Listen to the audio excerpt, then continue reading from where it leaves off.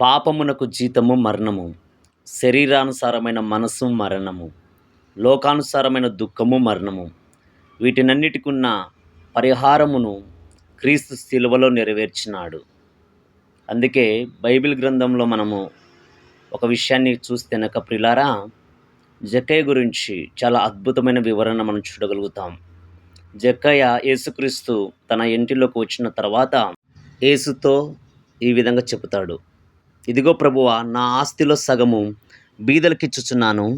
నేనెవని యొద్ద నేనను అన్యాయంగా దేనినైనా తీసుకొని ఎడల అతనికి 4 గంతలు మరలా చెల్లించునని ప్రభుతో చెప్తాడు.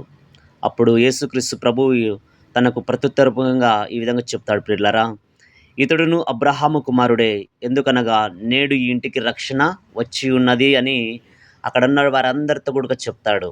గమనించాలి, నిజంగా మనకు రక్షణ అనేది ఎప్పుడు వస్తుందంటే, యేసుక్రీస్తును మనము విశ్వసించి ఎప్పుడైతే ఆయన యొక్క బాటలు నడుస్తామో అప్పుడు మనకు వస్తుంది రక్షణ. అప్పుడు మనము రెండో మరణాన్ని జయించిన వారం అవుతాము. ఎందుకంటే యేసుక్రీస్తు ప్రభుల వారు తన మరణం ద్వారా పునరుద్ధాన్ని జయించి ఉన్నాడు గనుక ఆయనది విశ్వసించినటువంటి మనమందం కూడక దేవుని యొక్క రాజ్యంలో పాలి భాగస్థులమయ్యాము. ఆదాము చేసినటువంటి ఆ యొక్క తప్పిదాన్ని నుంచి మనం విడుదల విమోచన కలిగి మనం ముందుకెళ్తున్నాం గనక అటు యొక్క కృపలోకి మనం అందరం నడిపించబడదుం గాక. ఆమేన్.